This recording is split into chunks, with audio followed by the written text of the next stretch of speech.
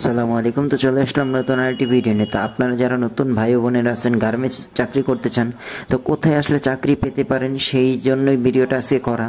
তো আমার পুরো ভিডিওটি দেখবেন, তাহলে আপনি জানতে পারবেন যে কোথায় আসলে আপনি চাকরি পেতে পারেন গার্মেন্টসে। তো এখন আছি আমি মিরপুর 7 নম্বর। তো এখানে অনেক গার্মেন্টস আছে, যেমন ইপিলিয়ন, কঙ্কর, ডেকো অ্যাপারেন্স, আরও আদার্স অনেক গার্মেন্টস আছে। তো দেখতেই পাচ্ছেন কি পরিমাণ লোক সকালে যাতায়াত করতেছে গার্মেন্টসে। তো আমি এখন চলে আসছি সকাল 7:50 বাজে। তো এখানে চাকরি করতে আপনাদের কি কি কাগজ প্রয়োজন সেটাই আপনাদের এই ভিডিওতে তুলে ধরবো।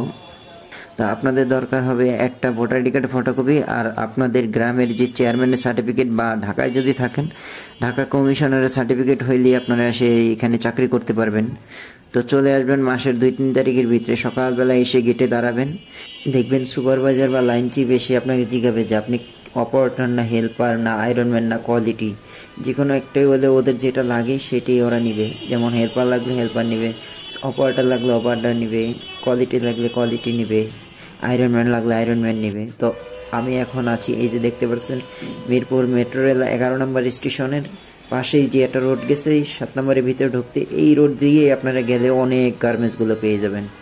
তো ভিডিও ভালো লাগলে অবশ্যই লাইক করবেন, শেয়ার করে দিবেন, আর কমেন্ট করে জানাবেন যে আরও কী কী ভিডিও আপনারা দেখতে চান। অবশ্যই লাইক শেয়ার করে দিবেন।